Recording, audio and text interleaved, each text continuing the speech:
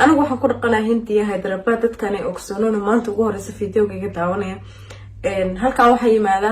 caafimaad iyo arday iyo qof caafimaad ku soo gala oo USK waxa iska dhiiba sidaas baa ahaatay dadka badan ay UN-ka u yimaada families bay yimaadaan ayagu badankood waa family dad iyagoo dhan dhameystiran way halkan wada dega haddaba dadka aan maanta ka tirsanayo ama aan arday ahaan anoo ku hadlayo hadalka ardayga aan dhibaatada ka tirsanayna waxa weeyaan ragga ka imanaya Mareykanka ama ragga ka imanaya qurbaha shishe si ay Hindiya caafimaad ugu joogaan basically qofka caafimaadka waddanka u yimaada wuxuu u joogaa adiga 3 bilood 4 bilood depending on qofkaas conditionkiisa wuxuu yahay qofka caafimaadna ay u yimaada sidaas darteeda waxa loo kordhiyaa stayga intuu ku joogay Hindiya dacdooyin badan waan aragnay dadka maxaa la dhahay dibadda ka yimaada especially ragga dumarka anu kama hadlayo maxaa yeelay dumarku wax qalad ay sameeyaan ma arkin oo wax ardayda dhibaato u keensanta laakiin ragga dhibaatooyin badan ayay u keensadaan tan koowaad ay ka mid tahay waxay guursadaan gabdhaha Hindida yaryarka ah ha guursadaan waxuma qofka kan Ilaahay waa u baneeyay inuu guursado nin rag uu yahay uu guursan karaa ilaa uu afar ahaat inta tabartiisa ay tahay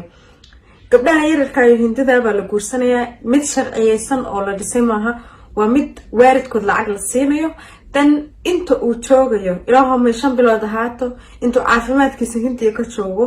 buu ku joogayaa danka tagayaa isaga wax galaafa ah oo gaarsamaysa malaha maxaa yeelay isaga waxa ku soo xirtay agency qolyahan tuugada oo u dhaxaysa iyo gabadha tan miskiinta ay isleeysan nin baa ku soo doontay gabdhaha Hindida halkan iyaga lacagta bixiya markii anaga naloo fiiriyo wax waxa jira la dhaho dowri oo gabdhaha iyaga waad aragteen meher baa laga bixiyaa si loo guursado halkan gabdhaha iyaga meher bixiya haddaba waxaa jira familiyaal daciif ah oonan tabar saas haysan familkaas oo kale dadku way ka faa'iideystaan especially ragga way ka faa'iideystaan maxaa yeelay waxa arkayaan inaysan financial stable ahayn qof maaragtay familkeedu dayacan yahay hadal baa loogu sheekeynaya waxa leeyahay familkaaga meel fiican ka soo saarina adna waa ku doonaya waxa laga yaabaa maalinkaas inay ugu horeyso waxa arkay wiilal badan oo arday ah oo intaas la dhibayo oo kelimada Soomaali waasa marba waxba anagana lagu maagaa because anaga saa isku qaadanay positionka iskeeno baa dadku nagu maagayaan especially ardayda wiilasha ardayda dhibaatooyin badan ayay kala kulmaan maxaa yeelay odayaasha Soomaalida waxa ay sameeyaan anoona hadal ku sii dheeraanaynin waxa jira gabdho badan oo tabar la siiyay oo ah inay social media soo galaan oo dhahaan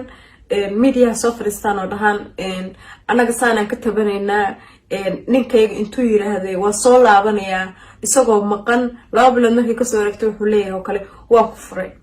wax qaladana ma sameyn caruur baan u hayaa waxaan sameeyana ma garanay raggaas oo kale baa jira waxa laga yaabaa xaasaskoodii dhabta ah inay ku laabtaan yani wax dhibaato halkan kama hayaan yani contactigan halkaas ugu dambeysay balag baa la saaraya numberkeeda sawirna isla magalayaan because hadii kale sawir isla galaan waa u dhamaatay oo baraha bulshada dhan baa la soo gelinaya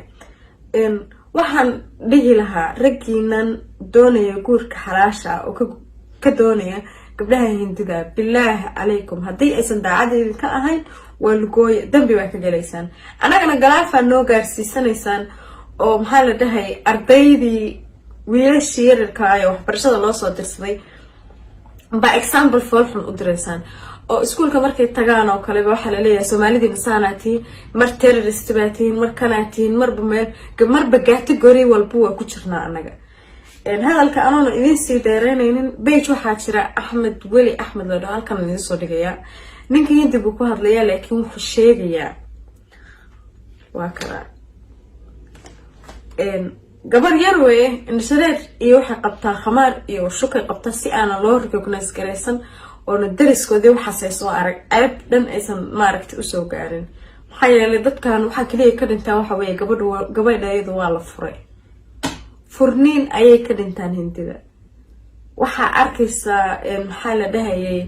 waxyaabahan oo kale haddii aad gelisid oo tiraahdo ninka magaciisa ku dhifatid case ugu horeeya maaha waa dhowr iyo 10 case ninka wuxuu sameynayaa kaliya magaceeda iyo ninkaas magaciisa iyo wuxuu ku sameeyay uu bushaacinaya yani gabadha tan kaligeed maaha gabdho kala jira saasaana loo galay dadkaas ka digtoono caadi ah oo fariin ah buu u reebaa marka haddaan guda galina insha Allah I hope waa idin fasiraya si aad u fahantaan maxaa yeelay wuxuu ku hadlayaa urdu insha Allah sabaa Fatima gaadi milan kalani Chandran Gupta ke रहने वाले हैं wuxuu sheegay area degan tahay iyo magaceeda walida isqaabtay waxaana la fadhiya waalidkeed baa ag fadhiya soo way hadlaysaa kus kaligeed lama wareysan karo gabdhaha waa ka qajilaan मसला ये है कि सबा फातिमा की जो है शादी एक सोमालियन नेशनल अब्दे वली अहमद से हुई थी जो यहाँ पर axmed weli axmed baa la dhahaa wiilka waa Soomaaliya yiraahday wuxuuna haystaa US citizen तालीम के लिए आया था ये अब्दे वली अहमद सोमालियन नेशनल जो है ये US सिटीजन भी है इसकी वालदा इसकी बहन जो है UAE में रहते हैं ये वादा करके सबा फातिमा से शादी की गई कि मैं तुम्हारे को अमेरिका लेकर जाऊंगा gabadhan markuu imanay reerkeeda wuxuu ballan qaaday in uu iyada iyo familkeedaba ka haynayo yani ballan qaadku u sameeyay ayaa mid ka mid ahayd इसकी वालदा इसकी बहन जो है UAE में रहते हैं isaga kaliya maaha wuxuu baraa laga yaabaa gabadhan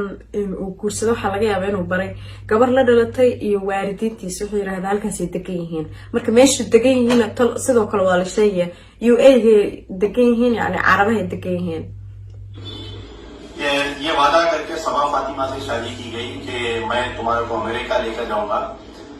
मैं US सिटीजन हूँ बोलकर उसमें पूरा पासपोर्ट उनका US सिटीजन का पासपोर्ट भी है उनका पूरा डिटेल है उनका US सिटीजन पासपोर्ट है sidoo kale waxay hayaan baasaboorkiisa koobiya bay hayaan gabadhana markuu soo doonanay wuxuu ku gatay yani wuxuu yiraahdaa anigu halka kama imaan Soomaaliya dhibaatadaas kama imaan oo kale waxaan ka imaaday USA marka aan daacad baa ahay baasaboorka koobigana xooluhu gurigu ku hilmaamay because mar walba markaad wax samaysanaysid Hindiya dhexdeeda hadaad maaragtay wax walba wuxuu baahan tahay mar walba inaad koobi samaysatid baasaboorka koobigiisa aqligu gabadha ku guursanaya wuu lahaa laakiin aqliga koobiga uu ku reebay guriga ma lahayn way ayayse Fatima से ये वादा करके शादी की 2015 जनवरी में शादी की गई उसके बाद से मुसलसल यहाँ पर उनका आना जाना रहा लेकिन अचानक 2 महीने पहले जो है इनके वालिद को फोन करके wuxuu yiri wiilku ninka wuxuu ahaa qof maaragtay joogtaa Muuse qof tagayo soo laabanayo ahaa 2 bilood gudaheedana wuxuu ogeysiyay yani inuu furayo ये कहा कि मैं आपकी लड़की को तलाक दे रहा हूँ aabaheedu soo wuxuu ku yiraahday waxaan doonayaa inaan gabadhaada furo bilaa reason ये है कि सबसे पहले तो कोई पेपर नहीं है ना तलाकनामा है ना खुलानामा है ताकि ये लड़की की कोई दूसरी शादी कर सके ऐसा दूसरी चीज ये है कि आए दिन हैदराबाद जो है ये सोमालियंस का शिकार होते जा रहा है يعني wax detail ah oo waxa la jeedaa dadku markay gaalada isguursanayso warqadii wax bay kala saxiixaan soo maaha yani dadkan way isguursadeen ah iyaga wax saas lagama hayo yiraahdee hadii laga helo at least ninkaas oo soo qaban lahaa wax un baa la isla gaari lahaa sidoo kale ereyadu ka dhawaajinayo shikaar waxa la yiraahdaa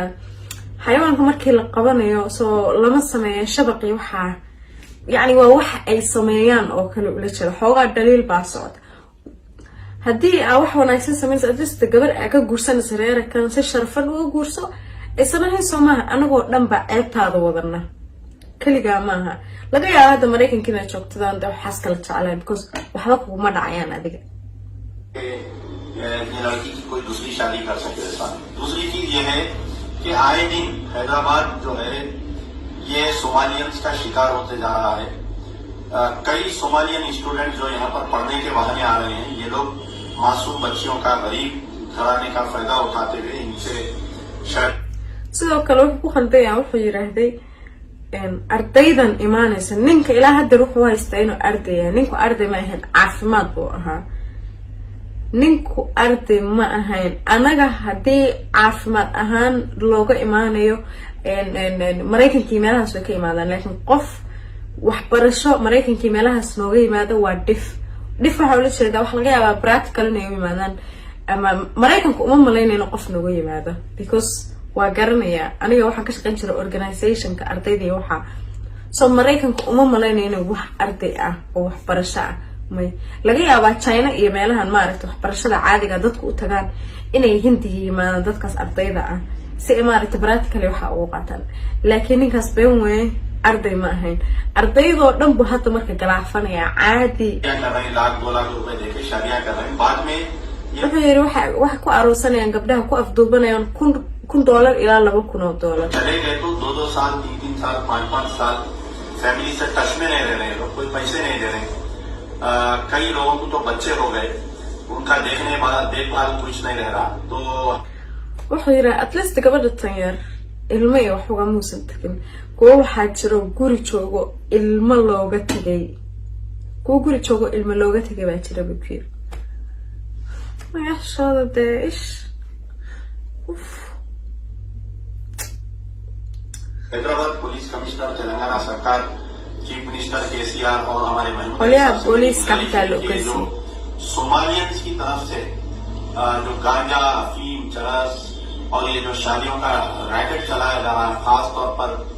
ये मेहदीपट्टनम टोली चौकी एरिया में ये लोग मकान किराए का लेके बंजारा हिल में dulqaadka umaliye kowde fideoga waa tarayaa dulqaadka umaliye wallahi wuxuu maraya 2 minutes kaliya waa almost 8 minute video naxashooda please hadda ninka wuxuu yiraahday kaliya gabdhaha iyaga ma guursadaan waxay gadaan sidoo kale waxyaabahan ma aragtay badeecada ah oo ma aragtay waxa la jeedaa waxyaabahan qaadka iyo waxyaabahaas oo kale